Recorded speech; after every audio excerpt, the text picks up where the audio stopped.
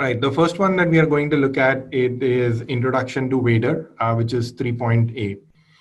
Now, I've kind of given you the reference paper, so it's relatively new.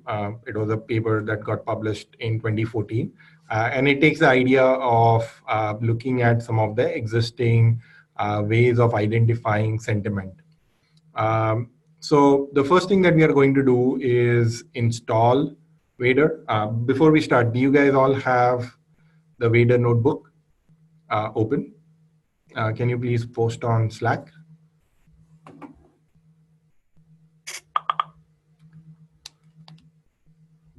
All right.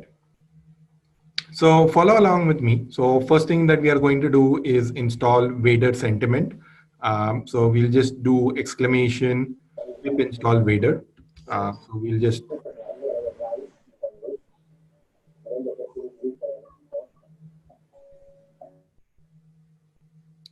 all right. So it's going to do some basic installation. All right. And then again, what we are going to do is do a simple pandas, read our old document, which was what we were trying to do was the tweets. And we'll just kind of look at, what tweets we had, right? So still reading up the file. And let's just see our train and test. So kind of looks similar to what we had. And now look at, let's try to kind of work out the sentiment using Vader. So Vader has a sentiment intensity analyzer, which we'll kind of load up and then load the module. So for the first 5, right, let's look at, what sort of polarity that we get out of here. So the first tweet that we had was nocturnally anyway, and now AB and I share all our crops. We have very healthy master-minion relationship. So some of these, this has been classified as neutral. There is a little bit of positive in that. And then there is a compound score, which is just basically looking at negative, neutral, and positive. It combines it together in some form and gives you an overall score. The next one, few times I've been trying to leave comments in your blog, but keep getting message, operation aborted. Any clue? Little bit of negative, it's still neutral, but it's certainly not positive. Now, if you remember, right, if you had read, how this data set was generated, we had taken, so these tweets were ranked from 1 all the way to 5. So we said that 1 and 2 are negative, rest everything is going to be positive. So it was NNP. So in this scenario, what has happened is, even though this tweet were probably in the range of 3, which said neutrality, all of these were classified as P. So even though you're seeing some sort of neutrality, it's still kind of positive in some sense. So one of the things that I would recommend is, figure out a way to map these neutral scores into positive scores and do some basic classification, right? So if you say that if the text is neutral or positive, test is positive in terms of what is there, which means that this will become P. If not, if it's negative or negative has a high score, then it's going to be N. So that's something that you'll have to play with. So there's a question, not able to understand the meaning of positive and neutral in terms of these scores. So that's a perfect segue into how these sort of approaches work. And let's go back to the slides. I'll let you guys play around with it. Let's just go through some of these logic and then we can play around. So in the things that we have looked so far, we looked at TF-IDF, we looked at count vectorizers, we looked at one-hot encoding. All of these never took any contents into account, right? So when we wanted to take content into account, we kind of did an n-gram, right? N-gram was where we considered, so let's say if it's a 1 gram means a single word, a 2 gram or a bigram means that I'm going to take 2 words together and that will become a word in itself. Trigrams, 4. So we kind of played around with that. And as you kind of go along with the number of words that form a single word, So when you're looking at n-gram, the memory requirements increase significantly because now you have to kind of have that sliding window across a sentence or a document to be able to kind of make use of some of these things. And then, what we discussed earlier, that, there are very few positive words, there are very few negative words. So what we can do is, instead of randomly creating n-grams, we just keep track of the modifier words and create n-grams only when we encounter these words. So when you get not and then some word, then you will kind of create, a bigram or a trigram based on the word that you have seen. So when you get sentiment words, which are positive or negative, you will kind of do add, and modifiers, you will do a multiply. So modifiers are like not, much, very. Those are the things that you will keep on multiplying them. So how does it work in real time? So, for example, not, I'll give a score of -1. And again, a lot of these are empirical. So we are not going to kind of worry about how we got it. There's a structure to this, but we'll keep it out for now. Very, I'm going to give it plus 1.5, somewhat plus 1.2, pretty 1.5. Now you have to be careful of how pretty is being used because it's also a sentiment word. That girl is very pretty, right? So in this one, it's actually a sentiment word and not a qualifier. Or if you are talking about, I am pretty good. So over here, pretty doesn't refer to me. Pretty is referring to the sentiment word good. So you have to be careful about how it's there. But again, with English language, it's kind of uh, fairly straightforward. Now, again, whenever we kind of use these modifiers, all we have to make sure that we are encountering a sentiment word or not. And that's how it works, right? So with Vader, it's a little bit more sophisticated, and we'll kind of take a look at a simplistic example to kind of get there. But all it's looking at it is some very specific words, which are the modifiers, and then a dictionary of negative and positive words to kind of get things associated with that. So when you kind of do these classifications, right? So statements that are associated with positive would have positive words or positive sentiments. Words that are associated with negative words will get a negative sentiment. And when you're just making a statement without any emphasis using modifiers or making a statement, your sentence essentially becomes a neutral sentence.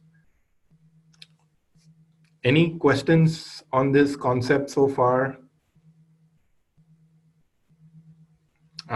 Post your questions on Slack. So multiply means that, as and when I keep getting the score, I'll keep multiplying the example. So let's say, let me try to write it out.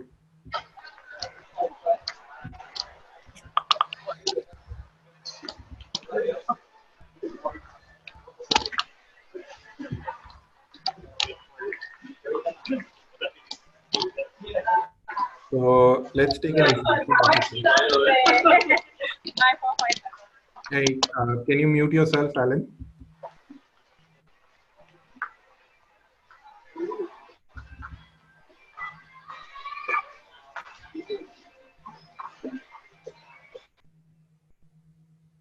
All right, so when you are going to say, I am not very happy. So in this scenario, happy is a sentiment.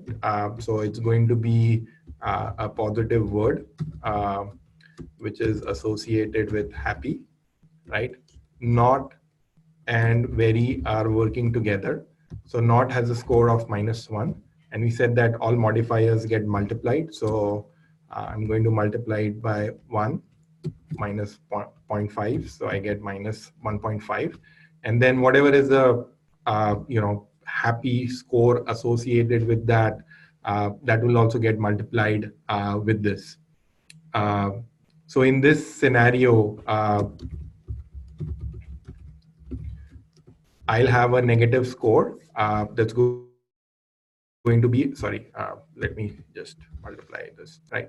So whatever is the score associated with happy, it's going to kind of get multiplied with that. So in this scenario,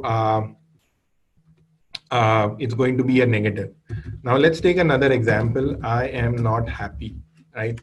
So in this scenario, you'll just have -1 times the score for happy, right? And let's say if I just kind of gave a score of 1 associated with all of these terms, then my sentiment associated with that will be -1. And in my previous example, sentiment would be equal to -1.5. So now you can see, with these modifier examples, not very happy gets you a more negative sentiment as compared to not happy. Does that answer your question, Deepak? We will kind of do a little bit more examples. Yep, that's right. So multiply and the score. So we'll kind of take a look at that. But before that, let's just play around with the Vader example so that you guys get comfortable with what Vader is trying to do. All right. So let's go back to our sentences and let's just do another one. So I'll do analyzer dot polarity scores and I'll give a sentence. I am not very happy, right? And then I'll do another one where I am not happy.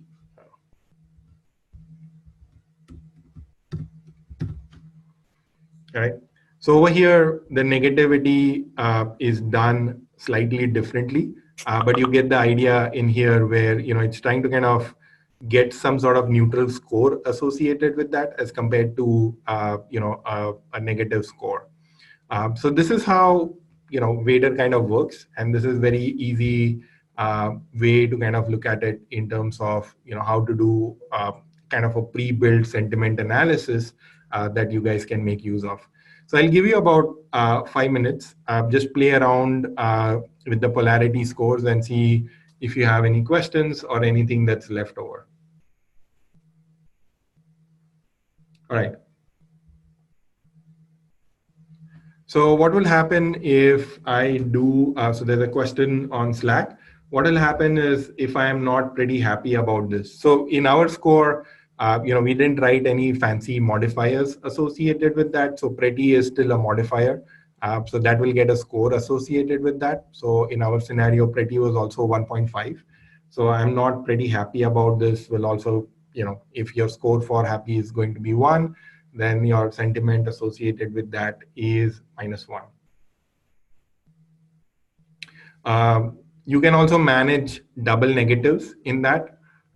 So for example, let's do another annotation in here.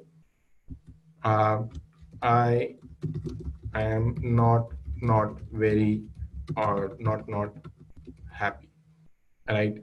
So in this scenario, not has a modifier of -1, right?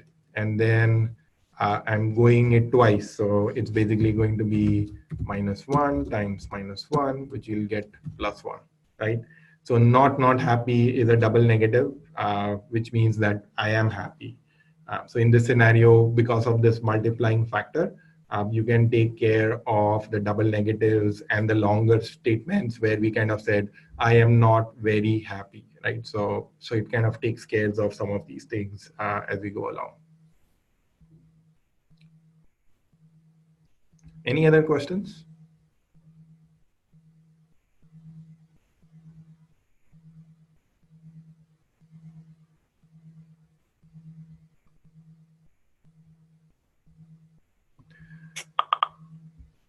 All right.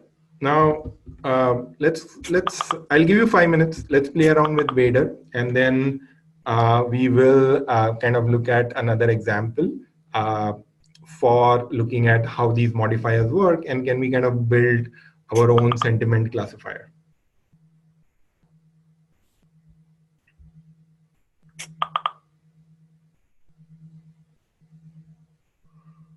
So compound, so the question is, what is the compound?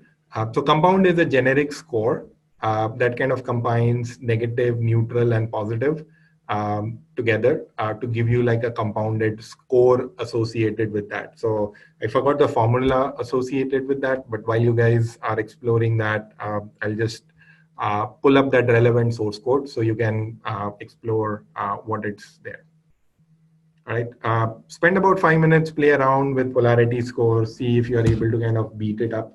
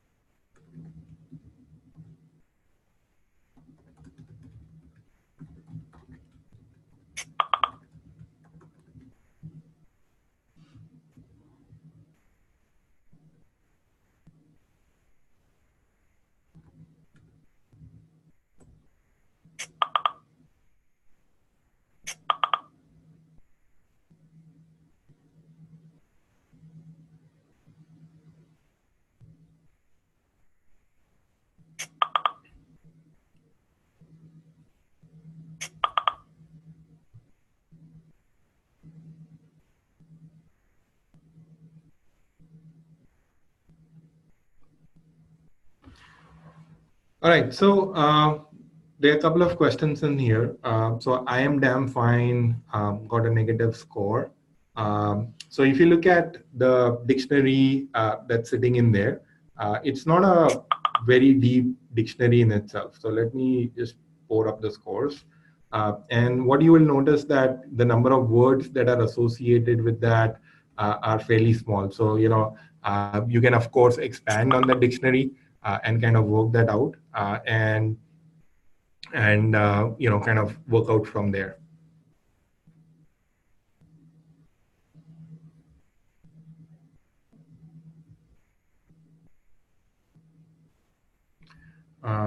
What's the other question? I am happy versus I am very happy should increase. It's decreasing. So Vader has a different way of taking those booster words or modifiers into account. So that's one of the reasons why you will have a slightly different way of looking at that. Joandy, I'm not very happy and I'm very not happy, not the same value. Does it take the position into account as well? It takes it by the order of words. So there should not be any differences. But if you look at, how we mentioned it, right? So I am not very happy, right? So not becomes a modifier. Very is also one of those modifiers, and depending on what that order comes in, they Beta does the scoring slightly differently. So it starts to form your n-grams based on how that structure is there. Let me pull up the code for that, so that will explain how that position plays into account for those things.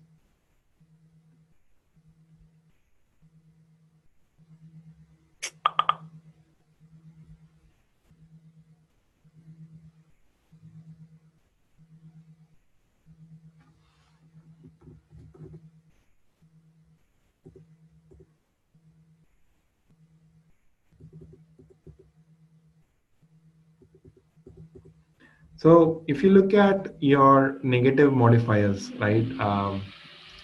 Let me pull it up. Right. So in this scenario, what's happening is that the negative words are fairly small, and the way the negative words and the booster words are added are kind of tackled in a different way. Let me pull up that piece of code as well.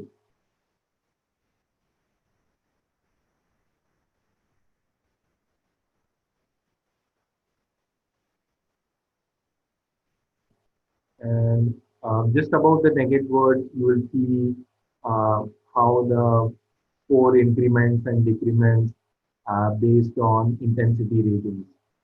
So that's one of the reasons why you kind of have a slightly different structure associated with that.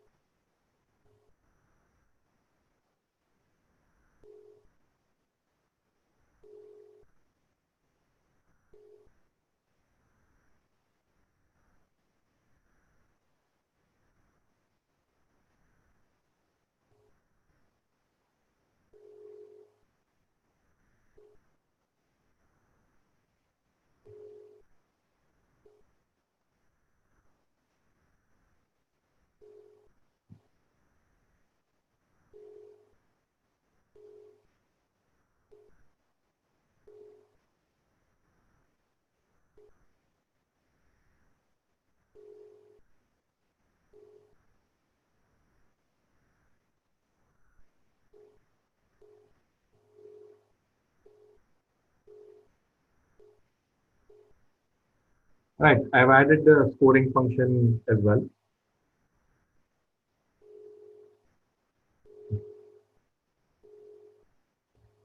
Um, Hey Connie, I just saw your note. Are you able to reproduce or work with the notebooks?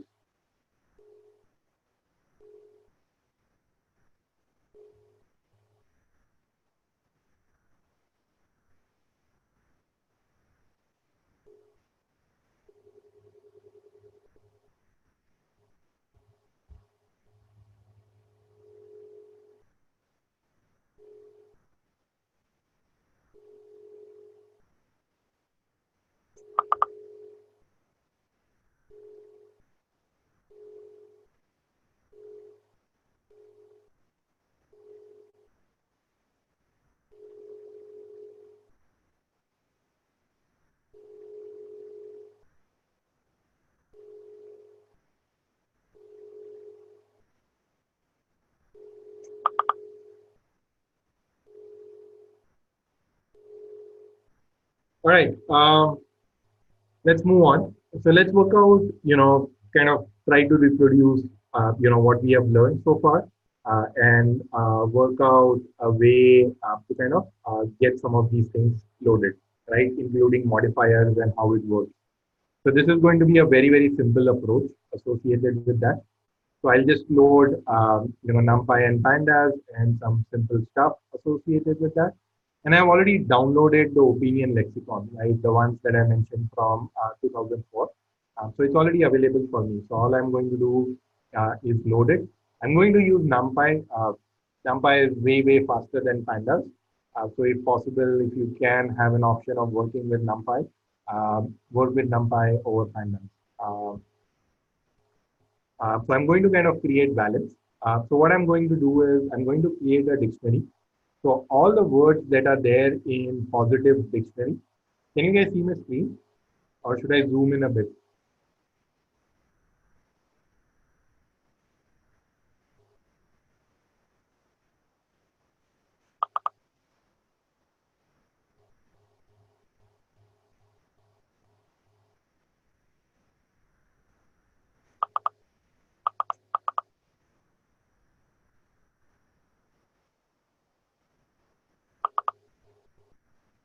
Okay. All right. So we loaded the positive into POS and negative into NEG. So what I'm doing is building up a dictionary where I'm saying that I'm going to take all the lower words and all the positive words get the valence of one. So all these are associated with +1. And then for all the words that are negative, I'm just going to give a -1. So let's just build this up. And let me just show you what balance looks like. Right. So all your positive words that were there are given a score of 1. So that created a dictionary associated with that. And then as you scroll down a bit, it doesn't load up fully, but the negative words are associated with that. So what we are going to do is just write a simple function where it's just going to extract all the text. So we are going to remove any punctuations, any characters, make sure everything is in lower text, and just return uh, the list of words. So that's all I'm going to do. And then for sentiment, I'm going to kind of find out, what is the text, which is a list for me, and which I'm going to use extract text. And then balance. Balance was what we loaded, positive words and negative words. So I initialize it, and then every time a word is found in a balanced word, I add it to the score and increment the number of words that were positive or negative, right? And then my sentiment is just a simple score divided by the total word count. So it was very similar to the formula that I gave up earlier, which was P minus 1, P minus n divided by P plus n. So this is a slight modification of that. So I'm looking at the number of counts, and then I gave a balance associated with that. So instead of just adding the words and positive and negative, there's another way of kind of looking at the same formula. So let's just execute this function and then just work it out, right? So I kind of said, I am very happy. I am not very happy. So this should be a positive. The product is pretty annoying and I hate it. I am sad. And then I kind of pass the sentiment through that. And what I built was a very simple sentiment classifier based on the words, the positive and the negative lexicons that I had. Now, pretty annoying in this scenario is, has gotten a lower sentiment, and I'm sad, got, a score of -1, right? So pretty annoying should be more negative, but over here that is not being considered. Um, so those are the things that you have to take that into account. Now let's work with modifiers, right? So this was the same set of modifiers that we had earlier. So I said very is -1.5, much is 1.3, not is -1, pretty is 1.5, and work that out, right? And now what I'm going to do is I'm going to kind of check the value in modifiers and multiply that word, right? And then the same thing, if the word is in the balance, then again, because most of these values are +1 or -1, then I kind of take that into account. So anything multiplied by 1 is going to be 1. Anything multiplied by -1 is going to get negative. So you can take care of double negatives and all of these things by using just a pure multiplier. Now, when I kind of run this modified sentiment analysis, run this function. And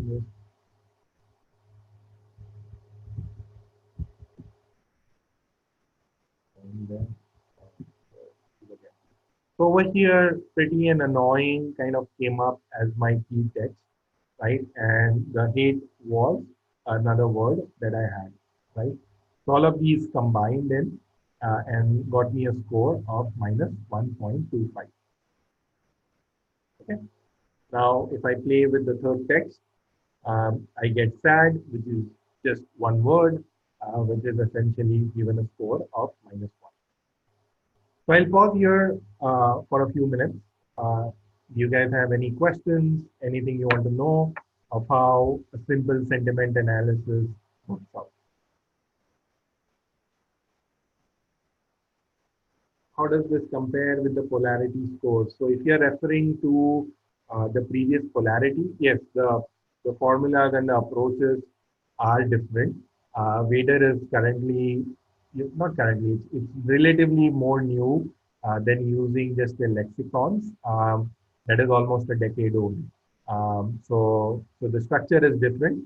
And I just wanted to kind of give you a flavor of how modifiers can be used to identify negative or positive sentiment, and then how does that multiplier uh, kind of takes into account uh, longer sentences, longer words, and double negatives and those scenarios. So that's how conceptually this works.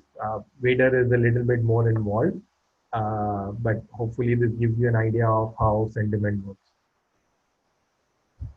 All right, I'll give you some 5-10 minutes to play around with. Let me know if you have any questions or anything that was not understood.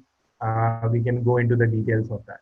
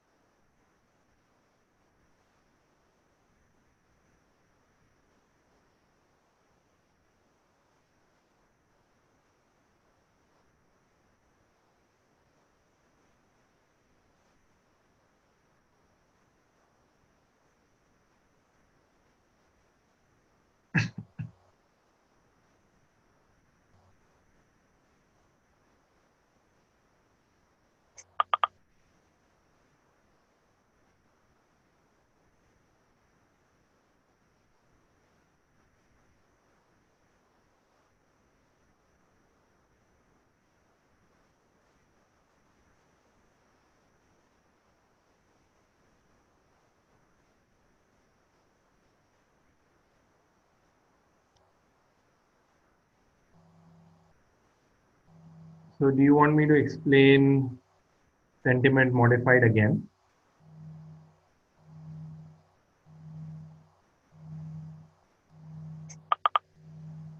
Okay. All right. So the first thing that we did was extract the words, right? And then for each of these words, right, if they kind of fall up into the modifiers, then I take the previous word into account. So if there was an n-gram, so I'm kind of building my sets of n-grams over here, which are essentially dynamic n-grams, right? So which is what I end up doing in here. So I don't have to create multiple n-grams when I have not encountered negative or modified word in this scenario. And then for each of these n-grams, right? So I build a list of lists. Now I'm going to kind of take an overall list, pass that list through that. So my n-grams becomes a list from that n-grams list. As you can see, it's a list of a list. Um, I'm going to kind of look at each of the modifier word, each of the valence word, and kind of get it associated with that, right? So that's why when you see this verbose, this was the first list that you saw, which was pretty annoying. It got a score of minus 1.5 because pretty in our scenario was 1.5. And annoying was a negative word that came in from our lexicon dictionary. So it got a score of minus 1.5, right? Which gets added up here. And then I add up another minus 1, which was hey. Now for the score, it's basically sum of these values. So minus 1 plus or minus 1.5 gets you minus 2.5 divided by 2 because you got two lists that got you to minus 1.25. So, it's kind of building a dynamic n-grams list and passing that each list through the scoring function. And that's what gets used in here. Any questions so far?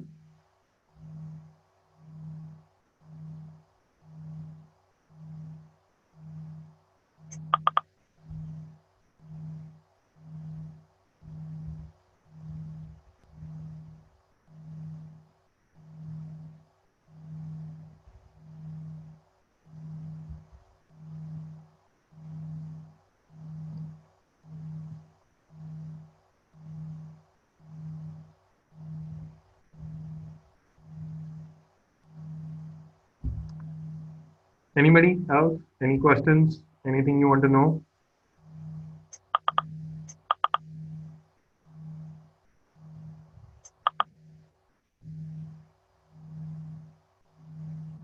Where did you put the annoying score? So annoying comes in from my negative dictionary. So let's look at this. So annoying has a negative value of -1.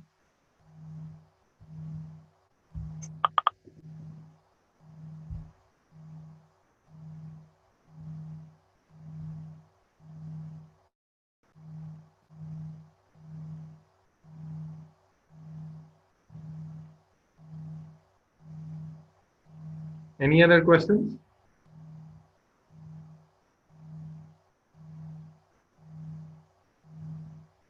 All right, let's move on. So we'll look at Vader again. So I'm going to load up Vader and its lexicon. So let's load up this lexicon. Now, your first column is essentially all the words. So I've just loaded the top 5, and you can see these are the different smileys that are there. The first column is the mean column. So this is taking the mean of all the scores that were rated by 10 people or 10 humans generated scores. And it took a mean of that. And the column 2 is the standard deviation, right? So for all practical purpose, you can just create a dictionary out of column 0 and 1. That will just give you the scores. And in the dictionary, right, you can see that, let's take the example of 1. So it got 4 minus 1, 1 minus 3, minus 1, minus 3, minus 1, minus 2. So these 10 people gave it their own interpretation of what this smiley should be associated with that. And all these guys ended up doing was taking the average, which is in column 1, and the standard deviation, which is in column 2. So that's how it's done, right? So it's kind of human rated pieces, and then you have your dictionary that's built out of it. So now, again, when I kind of pass this out, where instead of using, my Valence dictionary, I'm going to use it, the one from Vader, right? And if I, okay, not run this, so let's run this again. And then I got a score of 4.27. So not is basically double negative, very, very good, which means it has made it very positive. If I remove a single not, then, it, because of the multiplying factor, you can see that, it suddenly turns into a positive value, right? That negative is playing into account, right? So -1 times -1 is getting you -4.25. So that's something that you can see fairly quickly. Now, again, a simple thesis. Pretty annoying. You got -2.55. Hate was -2.7. That came in from the valence from the Vader dictionary. Now you take the average of those two and you get -2.65. Now, in both the scenarios, right, your scores were very different. So for the first one, I got -1.25. When I used Vader, I got -2.625. Now, there is no way of comparing these two because both of them use very, very different approaches. Each dictionary had a different set of scores, but essentially it gives you an idea of what sort of ratings you can kind of associate it with those two different types of methods. So that's a very elementary way of looking at sentiment. So what I would recommend for you guys is, as you kind of do the Kaggle competition, try these techniques out and see if your score really improves on the leaderboard or not. I'm sure if you try out some of these techniques, your scores in your models are going to jump. So I'm not going to give away the solutions yet. So feel free to play around and figure out. And then if you get stuck somewhere, more than happy to help you out. All right, I'll give you about 5 minutes to play with this new valence Vader options. Um, just start in with different sentiment modified, pass your sentences, and see what you get. All right, 5 minutes, and then we move on to word to word.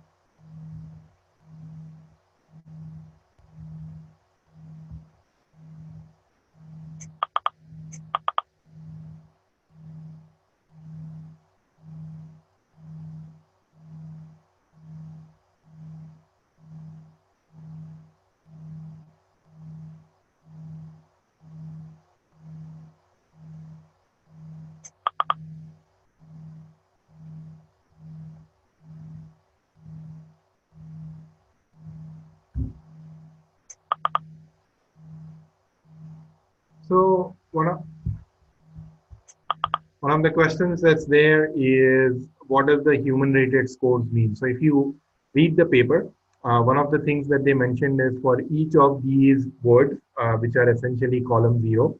So let me do a tail so you can see the bottom words. Bad idea. So let's say 100. Yeah, a lot of smiles in there. Is a,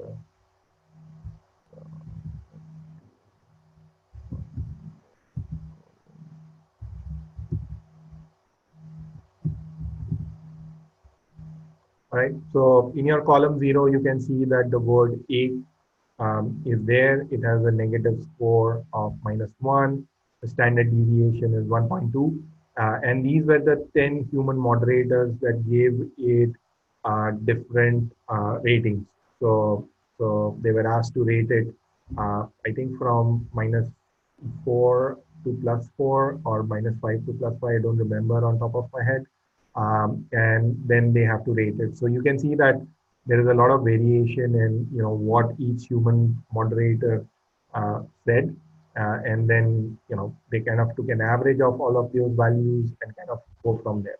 Now again, because this is human moderated and sentiment can be variable, so that's why I mean this is one of the approaches of looking at sentiment in general.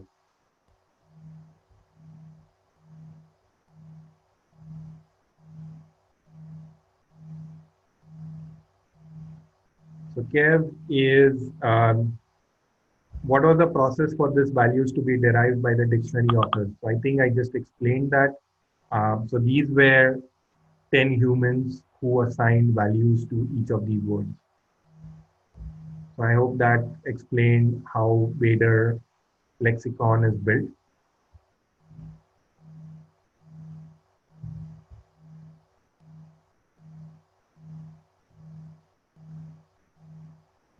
All right. Shall we move on to word to vec? That's an interesting topic as well.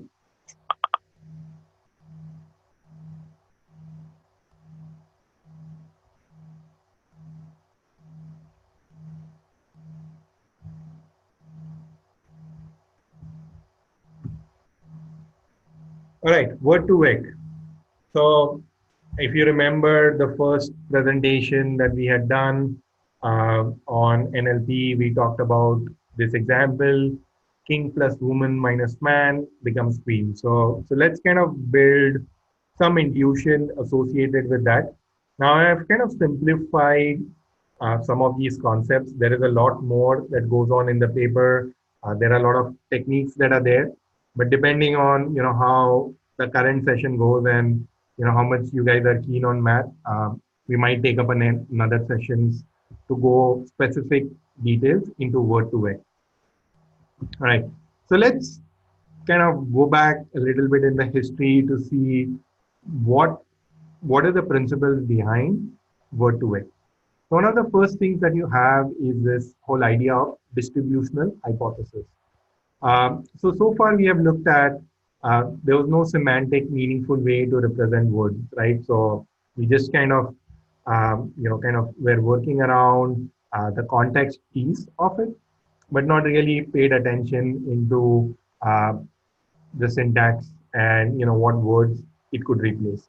So back in 1954, Zelig Harris had kind of come up with the distributional hypothesis, which said that words that occur in the same context tend to have the same meaning.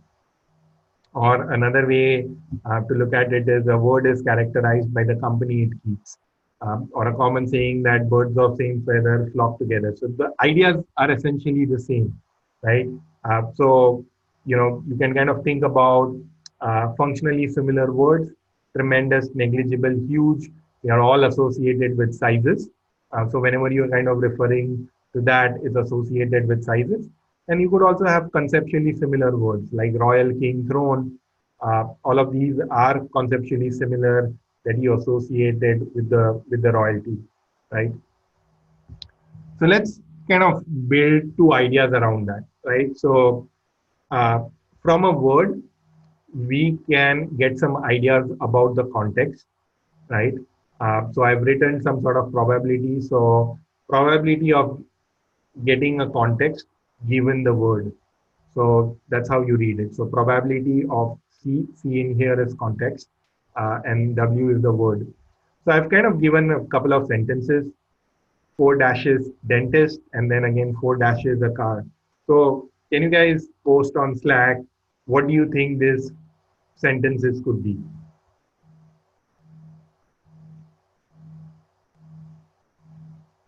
So make up your own sentences with both of those sentences ending either with dentist or a car.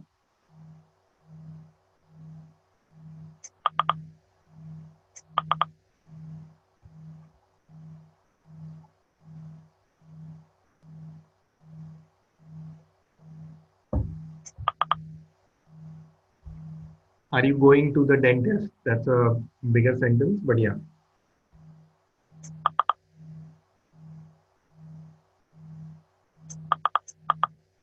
I really hate the dentist. So do I. Are you selling the car? Yeah. He's my usual dentist. So as you can see, right, there is only limited amount of sentences that you can build out of car, build around with it. So now, given the word car or dentist, right, you can start predicting what those previous sentences could be. The other way we could think about it is from the context, we can figure out what type of words you can fill the sentences with. So I have two sentences. I am going to and then I give a blank. So again on Slack, fill up those sentences. I'm going to and then this is a red what?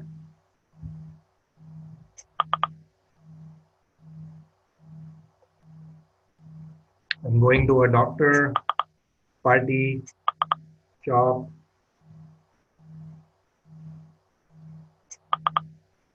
This is the red pen.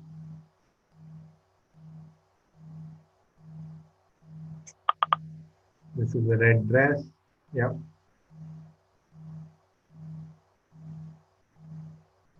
So now, given these sort of words, this is a red umbrella. That's right.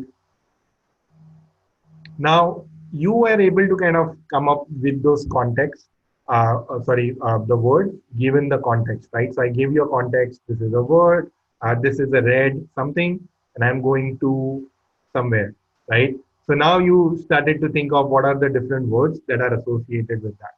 Now, based on your experiences, you kind of did there, but in here, the context is very, very important. So let's say, if I'm talking to in a hospital, I'm going to those words will be associated with the terms that you specifically find in an hospital. If you are in a college, I'm going to that word where is going to be associated with the words that you will find in the college. Uh, and similarly for the next word. So that context of that vocabulary becomes very, very important. Is this part clear? Do you get these ideas of, how do you predict the context given the word and how do you kind of build the word given the context? Okay. All right. Let's move on. So this word to vec was introduced by Mikolov. So he used to work in Google, and they were kind of building up the structures of how to do the word representations of those things. So they came up with this algorithm that was which is not very old. This is just in 2013, and they came up with this structure. And there were a lot of approaches with there. So Thomas Mikolov now works for Facebook. In their research organization fair, and they came up with another algorithm, fast text, which is which is not a different algorithm. It's just how you do sampling. It's slightly different from word to vec. And the other things that they did was they kind of introduced multiple languages that you could kind of leverage off, and that's where fast text suddenly became popular. But conceptually, word to vec and fast text are similar logics. It's just how the sampling is done in the algorithm is the changes that they have made. But conceptually, both of them still remain the same. There's another vector that has come up, which was glove, that was independently derived by the folks in Stanford that came out in 2014. Similar ideas, it kind of keeps a co-occurrence matrix going on together, but we won't use that in our context now. Now, they kind of did something similar in there. And, in 2016, they came out with a paper where, I've kind of given the references in the bottom. Sorry. If you read up the second paper that's there, it also talks about, why word to vec works. And frankly, they told, we don't know, right? So it was just that this algorithm works, but why, how does the context works in this scenario was still not clear even 3 years later after this algorithm was introduced. So, if you get stuck or you're not trying to understand, you're not alone. Even the guys who invented this method didn't know. Now, eventually, a lot of new ideas have come along, but still not fully explain why this works. Anyway, so how did this word-to-vec work? So basically, it's a shallow neural network. Now, we'll not get into the details of the neural network. So on the left-hand side, I'm going through the stuff. So I have my word. So this could be a one-hot vector, not necessarily, but let's take it for an example. Your theta1 is all my word embeddings. So now this is a whole matrix that I need to calculate. And I pass it through an activation function. Typically, this is a softmax. And then I predict what are going to be my context words. So this is the words that come before my current word, and then these are the words that come after. So I've just kind of predicted one word before and after the given word. So now if I kind of build up this model and train it, that's what it's going to do. So it's going to take the word in the center before and after. Again, in the logic itself, it will randomly pick it up and then train a neural network such that when you kind of pick up these words, your predicted output is going to be the next word and the previous word. So now this is the skip gram. In the continuous bag of words, you are given the context, right? And then you have to predict what word will replace that. So going back in our previous function, I'm going to kind of give you this sentence and then ask you to predict what is going to be the next word. Now, based on what your training data set is going to be, it's going to start to predict what word will it be able to replace it. So between the previous word and the next word, what is going to be there. So this is your continuous bag of words where you are trying to predict the probability of the word given the context, given the surrounding words, what is the word that can come and play into this scenario. I'll just take a pause for now. Do you guys have any questions on this?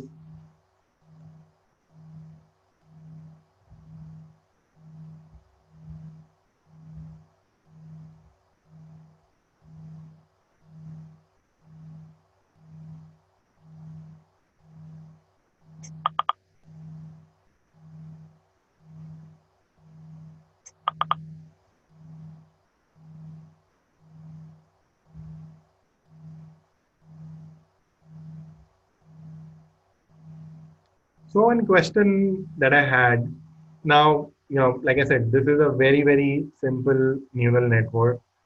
Doesn't require a lot of, quote unquote computation effort if your vocabulary is of a smaller size, if you want to understand this concept.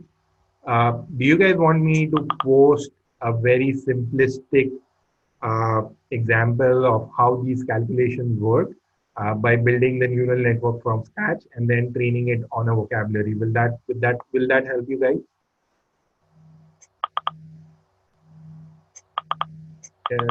Okay.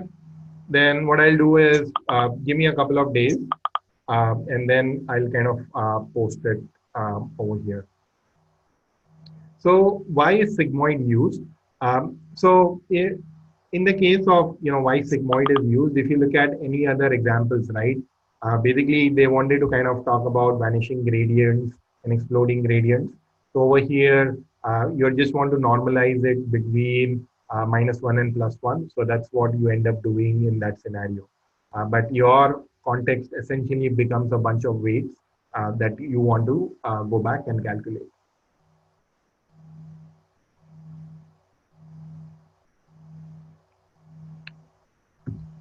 All right. Now there are a lot of variations in this, and then this is the last theory portions of it. Again, I've not gone into a lot of details, but again, if you want to kind of spend some more time with the code, I'll post some examples so you guys can play around with this. So hierarchical softmax also came along with WordVec, where now instead of using softmax, which becomes a very, very expensive calculation when your vocabulary is very large. So instead of that, they said that, okay, I'm going to build a decision tree. And at each point, I know what the scores are, and the calculation becomes relatively easier. So it reduces the number of calculations from V to log V. So it's a significant reduction of how it works, and that makes the code very, very fast. Now, negative sampling, we have kind of covered this up before. Now, the most frequent words, right? So there was this context in there. Can anybody tell me what is the most frequent word in Wikipedia?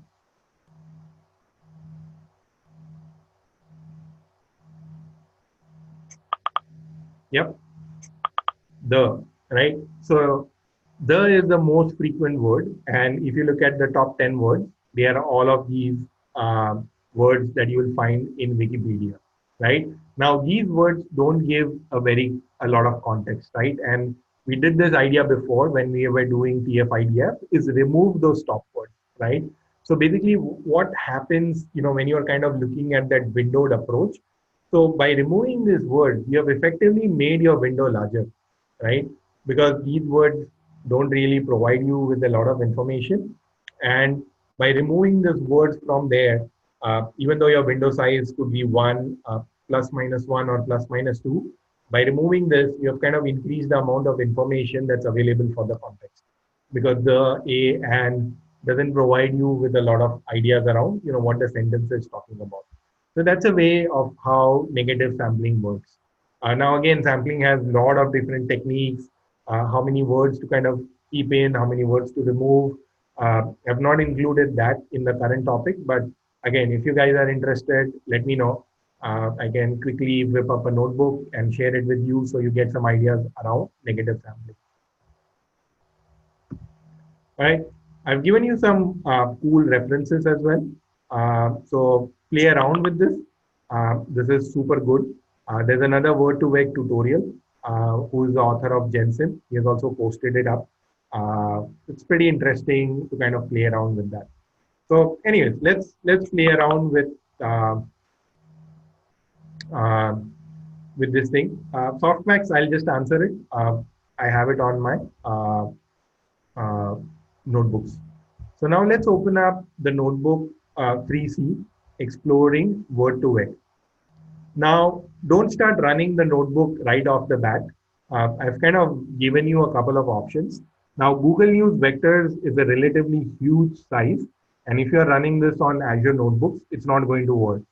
So I wouldn't recommend that you use it. But if you run it on your local laptop, this data set should be sufficiently good enough for you to do it. Now, when you do Jensen, Jensen also has a data repository which they maintain, and you can also download Word2Vec, Google News, the 300 vectors through a simple API load. So I have a question for you. I've given you the link of Jensen data. So my question is, click on the link and tell me how many data sets are available in the Jensen repository. And then, below that is the model. So how many models are there in the Jensen repository as well? So I'll give you a couple of minutes for you to open up. We are in the notebook 3C, exploring word vectors.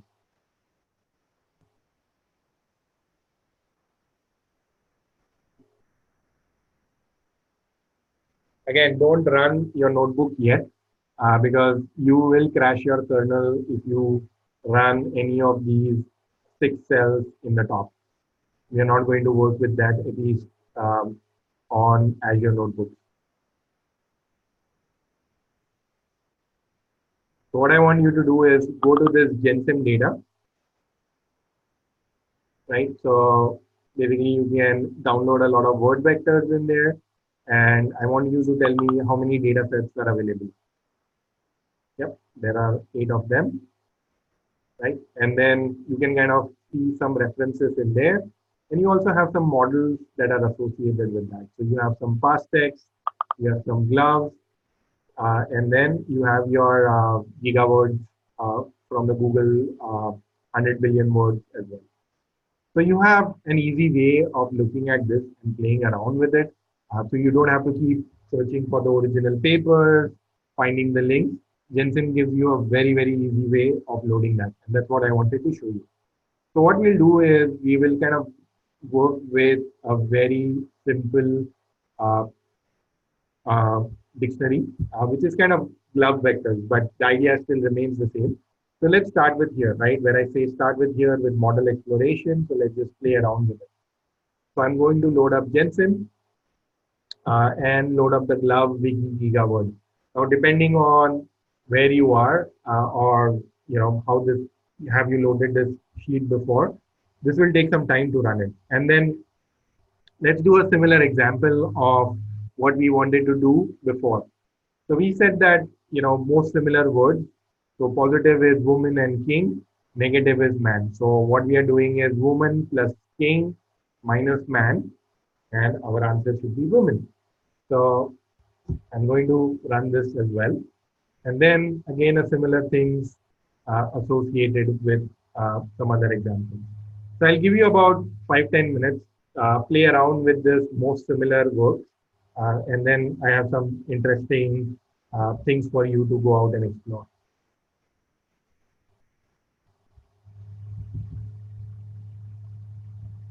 Any questions so far? Anything that's not clear?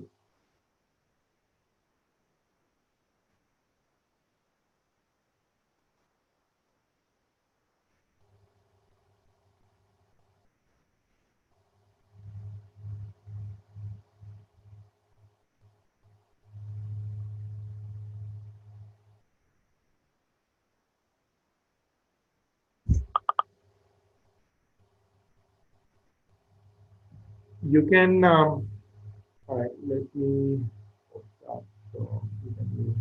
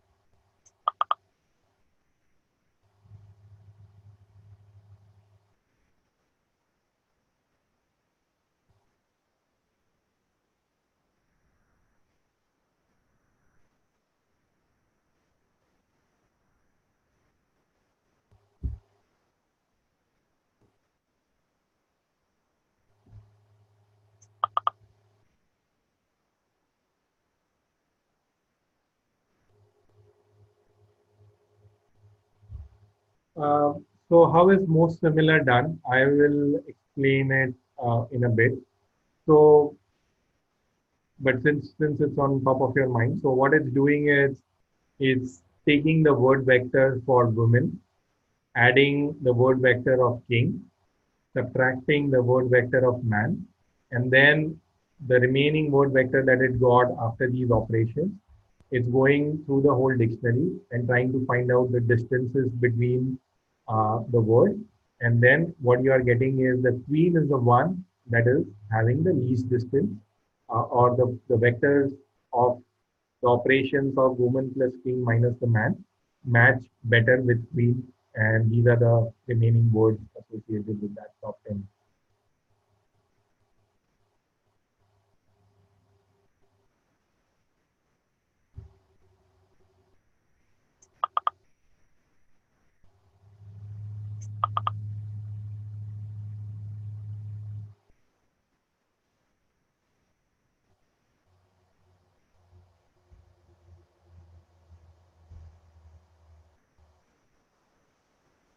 So there's another one which I have is I have woman plus boss minus man, right? The first option that you got was bosses.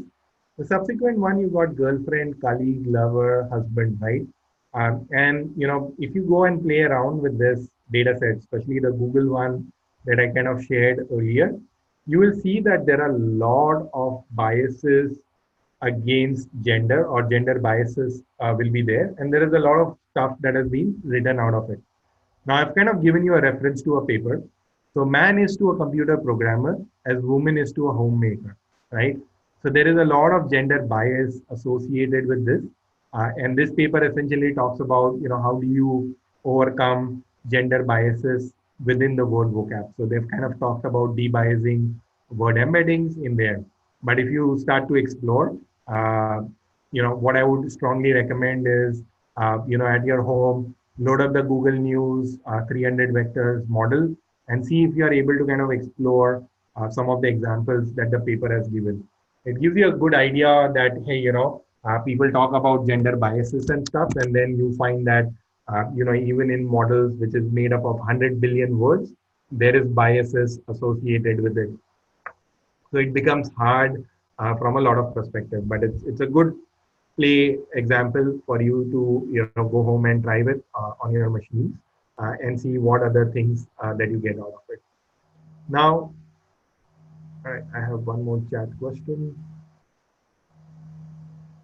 So in this paper, Kai, they talk about how do we de-bias word embeddings, and I'll kind of leave it at that. The paper is fairly straightforward.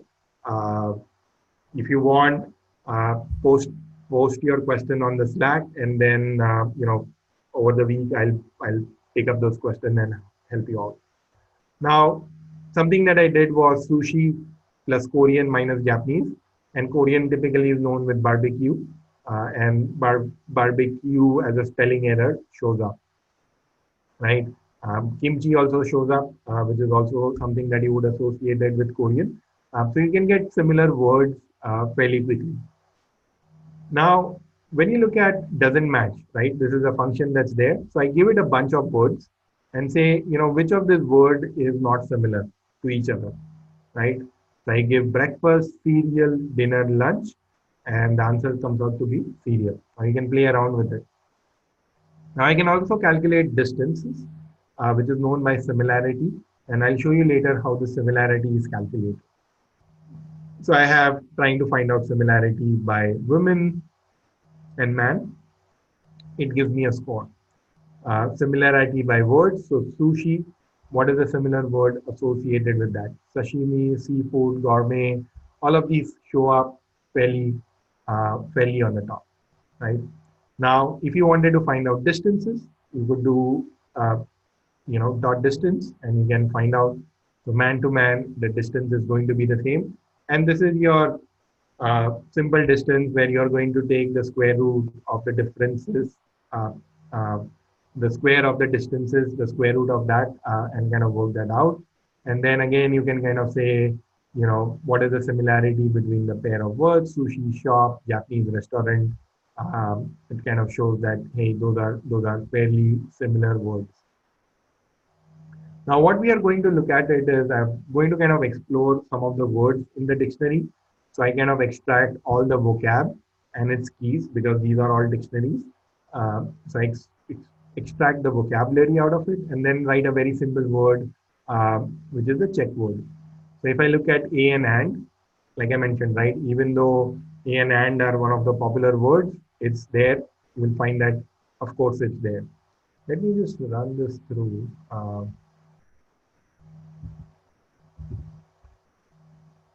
Check word. Okay.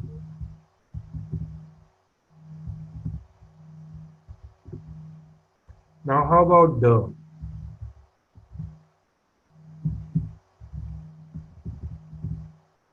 That's also there. So even though glove kind of takes, or some of these word vectors try to do it, these are some of the simpler words that didn't include negative sampling. So you can still find that some of these words are there. Now, this is a very smaller data set. So if you look at Elon Musk, nothing is going to show up. There are quite a few words that are going to be missing.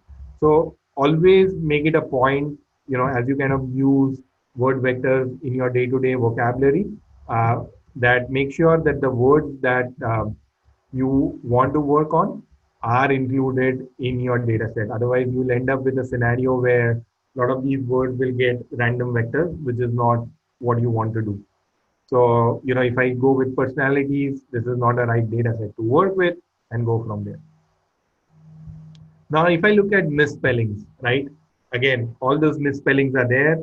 Recommendation, the word is misspelled, but that's not included. But if you now include the Google News 100 billion word set, you will find that all of these misspelled words are there. Now, how about numbers in that word? So both number itself and the word one are both included in that scenario. Now, any questions on this so far before I move on?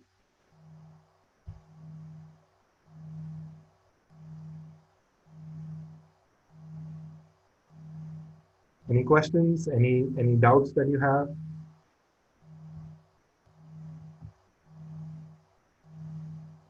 All right, looks like there is none. All right, now let's look at the vector, right? What do those numbers mean?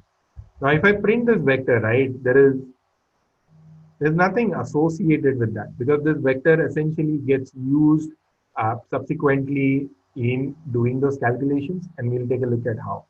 So this vector is uh, of size 100.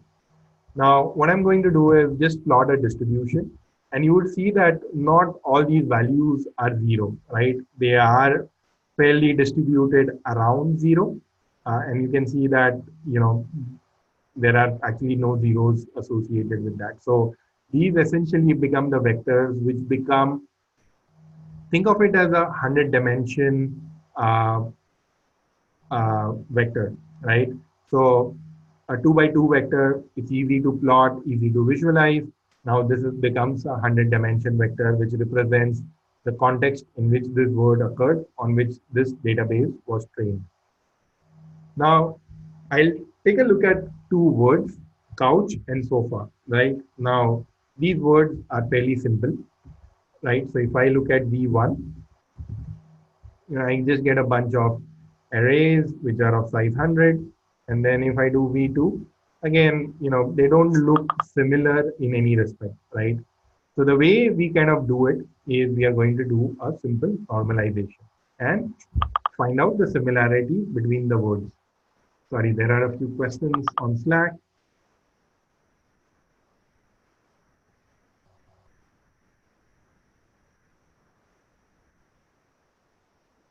So 3C, you can run it, but don't run the first 6 cells. So I've given start here with model exploration. So, start from there. The next question is, uh, vector is basically vector with similarity values. No, so vector, it's just kind of, it's a point representation in 100 dimensions or 300 dimensions, depending on which ones you're looking at. For our scenario, this is a 100 dimension vector.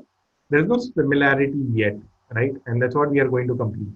So if you saw V1 and V2, if you eyeball it, there is nothing similar between these numbers, right? So what we are going to do is calculate something which we call cosine similarity. So cosine similarity is I take a product of the two vectors and then divide it by the product of the normalized two vectors. Now,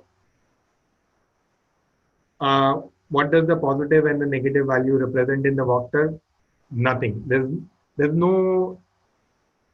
uh, no significance directly associated with that. So let's say if I were to put this into a 2 by 2 or a two-dimensional matrix, right? The negative doesn't say anything. It's right. It's just how it's represent. But these values together will kind of say, how far in space they are from each other.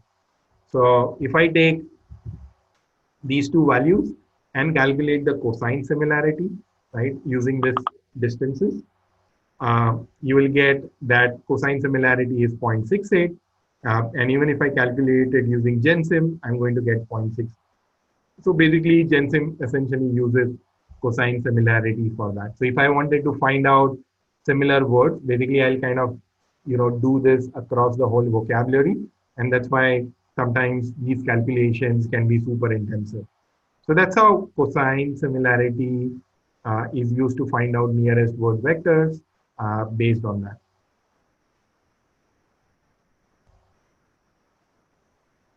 Yep. So I'm not going to go in the algorithm yet of how these vectors were created, but think of it of those calculations that we kind of discussed earlier. That if I pass the one hot encoded word through this neural network, then the next two words or the subsequent words are going to be the context of it, or when I give a context, they are going to be the similar word associated with that. So distance, hold on.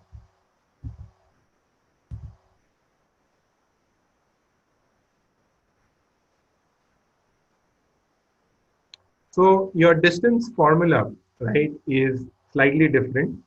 So let me write it out here. So your distance is, so let's say you have a vector V1 with point X and Y, and then you have V2, which is, well, let's do this X1 and X2. Then the distance is your Euclidean distance where you took square root of um, x1 minus x2 square plus y1 minus y2 square. So that's how your distance is. Now, if I were to say, this was xn, sorry, bad idea. Um, then let's go x1, x2, dot, dot, dot. And, y1, y2,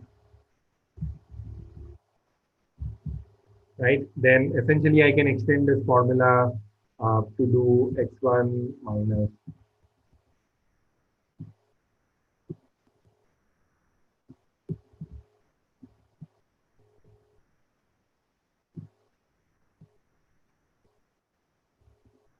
Yeah. So that's how the distance would be calculated in this scenario, right? So you take the whole word vector, then take the delta between the two. Does that explain?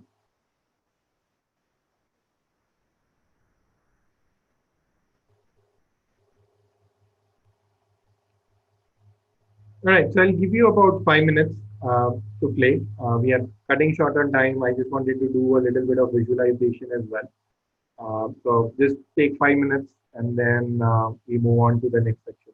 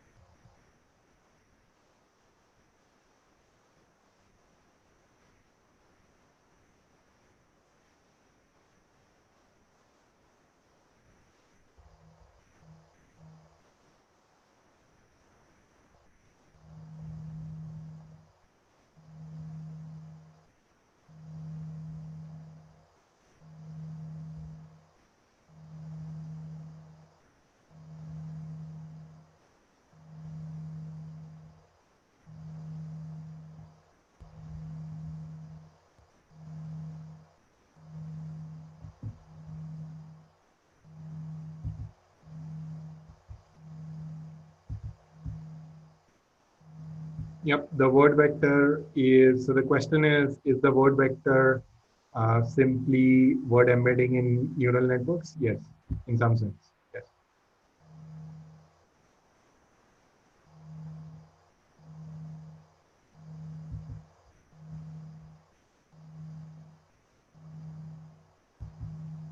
All right, let's move on to 3D, where we'll just do a simple visualization of these word vectors.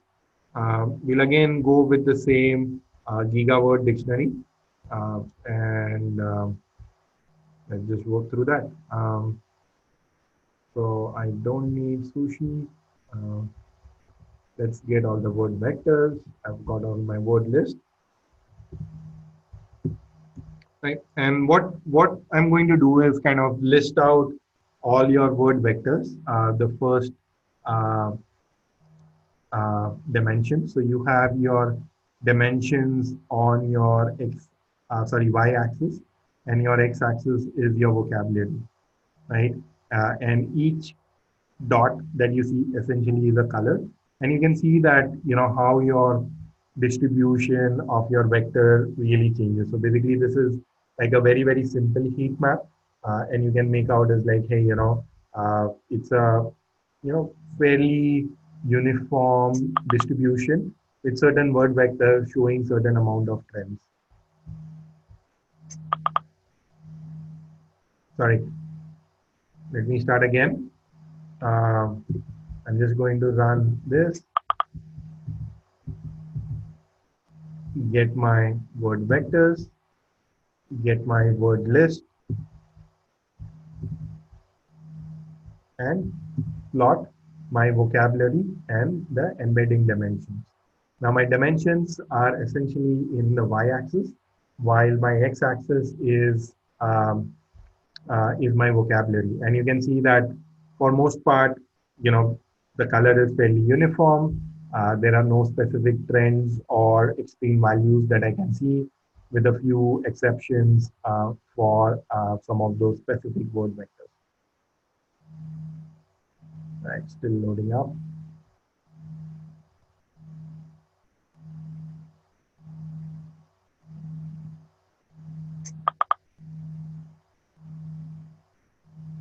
All right.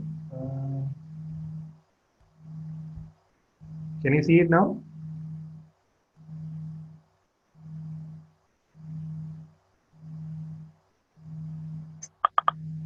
Okay.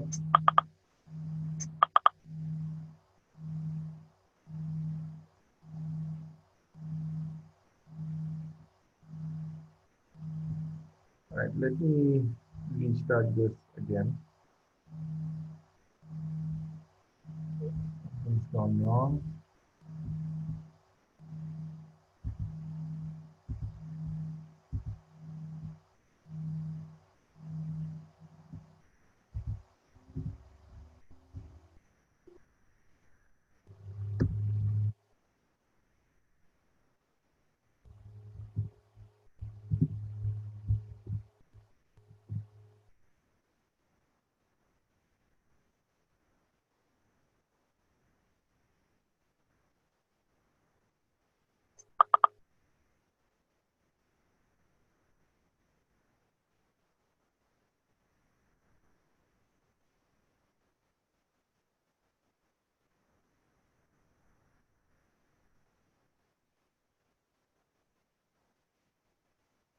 All right, give it a couple of minutes while this loads up. So what I've done in the first part, where we are visualizing these vectors, is just to see, what are the extreme values, or, are they uniform across that? And most part, you will see that it's going to be uniform. Now, we mentioned that, for this vector, it's a 100 dimension vector, and we can reduce the dimensionality of those vectors into 2 dimensions so we can visualize this. Now, there are a lot of different ways to look at it. PCA, or principal component analysis, is one of them. I've used something called output. So here's the visualization. We can see that the colors are fairly uniform. I can see some trends, but nothing that that will kind of make me worry that, there is a certain blob in this. So there's a very quick visualization of the whole, the complete set of words. And you can see that, again, no extreme values associated with that. All right, so let's visualize these 100 dimensions in 2 dimensions. So what I'm going to do, I'm going to take the first 500 words, take those 100 vectors for each of those 500 words, and shrink them into 2 dimensions. And then I'm going to plot it out and see is there any, it allows me to do the visualization of those word vectors in a 2 dimensional space. So I can't visualize 100 dimensions, but I can take that 100 dimension and convert it to 2 and see if any of those words make sense. Now, again, I have kind of picked only the 500 words, but if you want to play around with the different words or different syntax, then this is the place where you will figure out which embeddings you want to go ahead and play with. Now, let it complete, and then let's play around and see if you can find any cool words that would be relevant in our scenario. So I've done these vectors. Now, you can see certain trends. Do you see any, play around with this in your workbooks and see, are you finding any clusters or group of words that are common in this scenario, and post it on Slack. I'll give you about 5-10 minutes.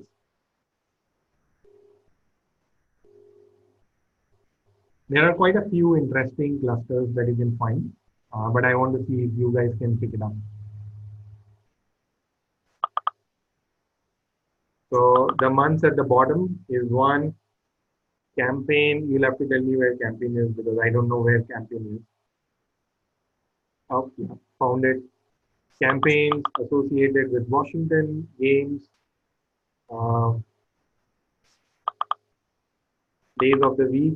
Yes, you have a cluster for the days of the week. You have a cluster for the months as well. You have game, season, league, players, play. So you see the words are fairly in there. You have text words. Yep, 1, 2, 3, 4, 5. So you have it there.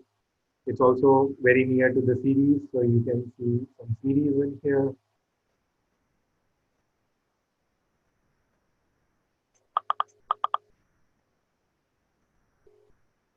Nationality is British American. So it's over here. Let me see if I can annotate some groups.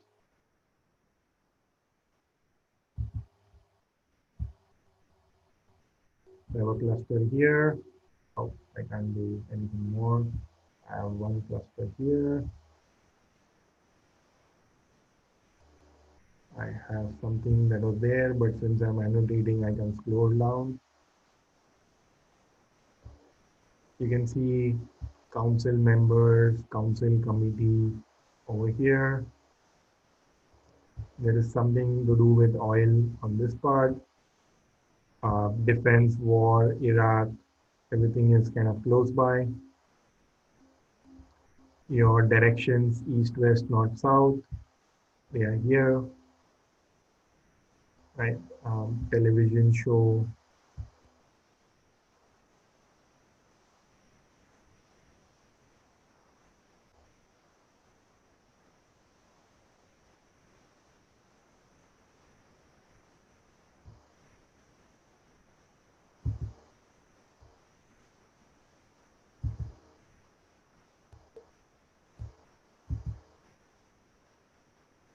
Let me do another annotation here. So I have $billion here. You have the months here, numbers in words, defense, nationalities, days of the week, right? Punctuations, okay. You see time as well. Have your east, west, north, south, they are closer. So you get the points, right? Next to the days of the week. Uh,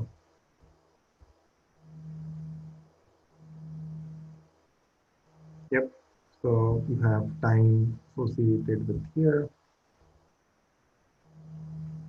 So you get the point in this, right? Now, as you kind of started to build this, finding out nearest words really help out without you specifying some of these things. So when you get an out of vocabulary word, just by purely using those vectors, you can make use of it. Now, it's very, very essential that you train your words uh, onto the known into your context. So typically, it's expected that you would have about millions of words or billions of words before uh, you can kind of start to train on some of these things. So even if you have a smaller data set, it kind of works. I've seen it work with even smaller. But if not, then you can make use of this existing data sets and do like a principal component to see how these words are clustered and what do they get associated with each one of them. So that's kind of a brief look at how does word to vec work, and how we kind of visualize these vectors into dimensions so that you can start to see some trends associated with that. All right. Any questions on this so far?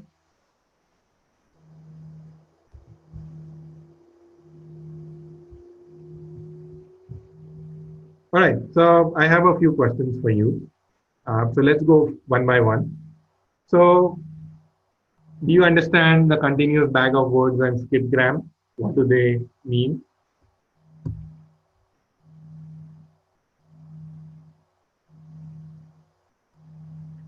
So, type your answers yes, no. If you know it, I don't want your explanation.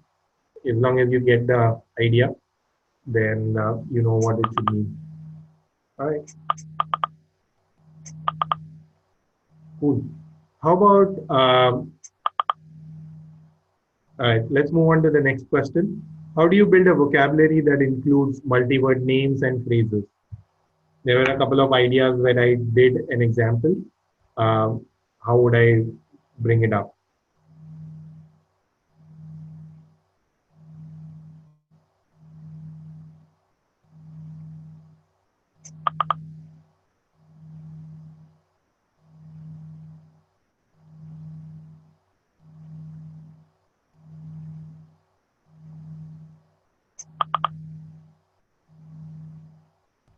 Yes, ngram, but so it's the second question. How do you build vocabulary that includes multi-word names? Now, Vader or Valence were the tools. Ngram was there. But remember when we were doing this example of um, Elon Musk, it's a two word, and we essentially did it by an underscore. So I kind of build my own two-word vocabulary by passing it as underscore. Now, this is something that you'll have to train your model directly. It won't be able to figure it out. But that's something that you have to be careful when you're training these word vectors from scratch, because these are the vocabs that you'll have to build on your own. All right. Now, here's the trick question. Does the position of a word within the context window matter in the training?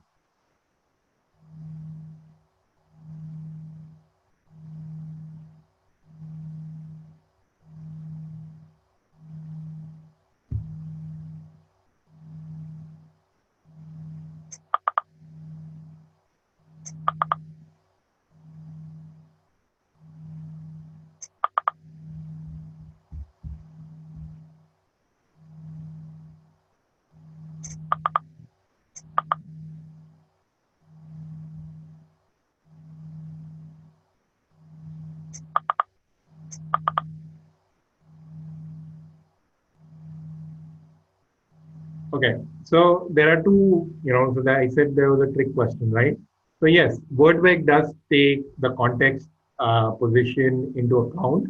But if you remember, the output of the neural network doesn't have different output weights depending on the context position, right? So It doesn't matter where the word occurs or whether it's a before word or an after word, your vector still remains the same. So that's how you have to kind of keep that in mind. So what I would encourage is go ahead and read the word to vec paper. It's not that difficult. There are a few ideas that are introduced. There is a little bit of math, but as you saw, most of the math associated with word to vec is very, very simple. And most of the ideas that they have given up are associated with, how do they want to simplify some of these calculations. So yeah, so that's all that we had on word to vec. Any last questions? Anything you want to know? Any areas that you want to do deep dive on that we can take up next time, or we can spend some time separately in another session going in.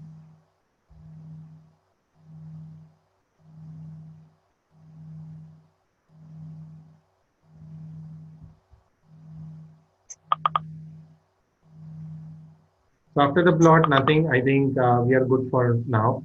Um, I would strongly encourage play with the workbooks that I've given. Try your own examples. Try to visualize your data sets. Uh, Build your intuition on the paper itself, uh, and go from there. If you get stuck in some of these places, post your question on Slack. Typically, I respond within a day or two. Um, Are we doing topic modeling?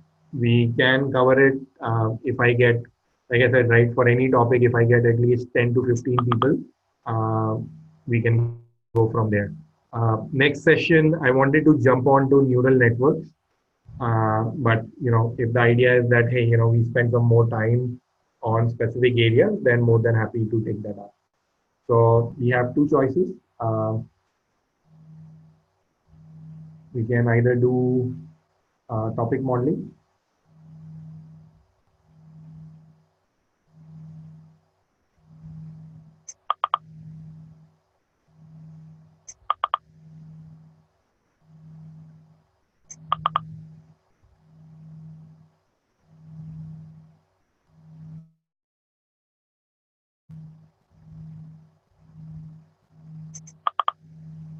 So I've created a poll, topic modeling on neural networks. Let me know. Just hit one or two. Should be okay.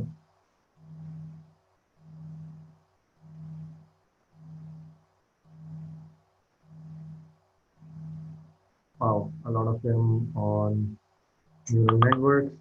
All right, so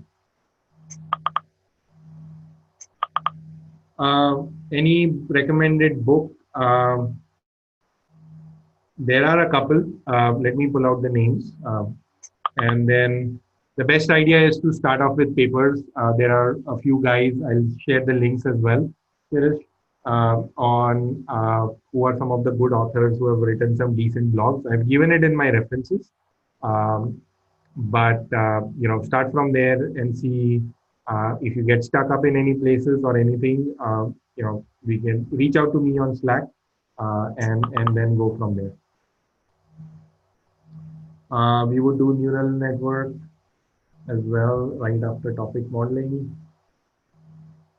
Um, we can probably do it towards after we have done up with a lot of cool ideas around neural networks. Neural network itself is a huge topic in itself. There are a lot of ideas into neural networks that we can play around with, and then work from there. So we'll certainly take up topic modeling maybe probably towards September. What is notebook submission? Connie, that's for doing your Kaggle submissions. So, we are running a competition which will close in 2 weeks, 3 weeks. And people who are in top three get some swags. So if you want to participate in the competitions, you can use MB submission just to kind of get a flavor of, how to do a Kaggle submission.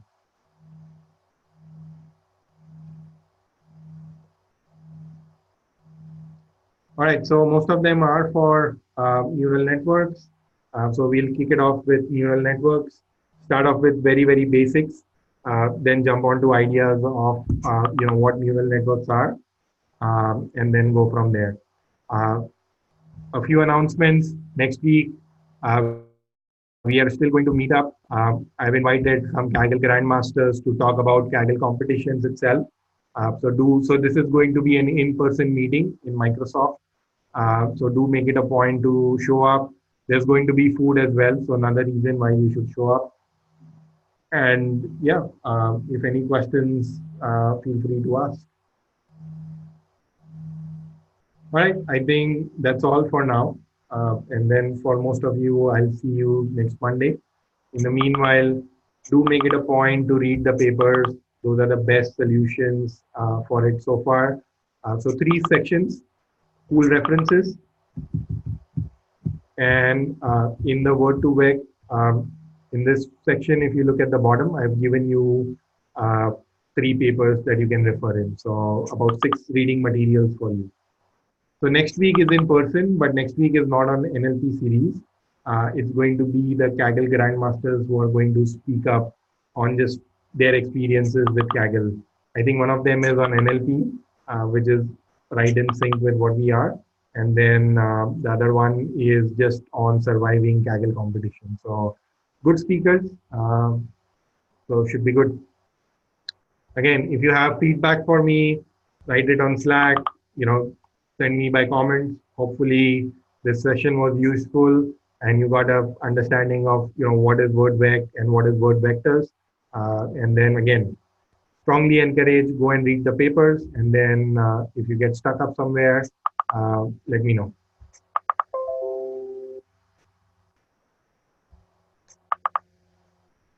All right. So next week's session is not part 4. Part 4 is still on September 2. I might reschedule part 4 because on part 5, on September 5th, again, we have a session. So I don't want to kind of cluster too many things together. For me, the management becomes a little bit tricky. So I'll just, move the dates or push it off by a week. So at least you guys have enough time to play around with. Your Kaggle announcements will be done on September 5th. So make sure you participate. I've given you a lot of ideas around sentiment. So do spend some time playing around with this. If you want Azure credits, do reach out. I can certainly give you Azure credits in case you want to make use of more powerful machines. Uh, you can, ask me. All right. So that's all for now. Have a wonderful evening and thanks for taking time to attend these sessions.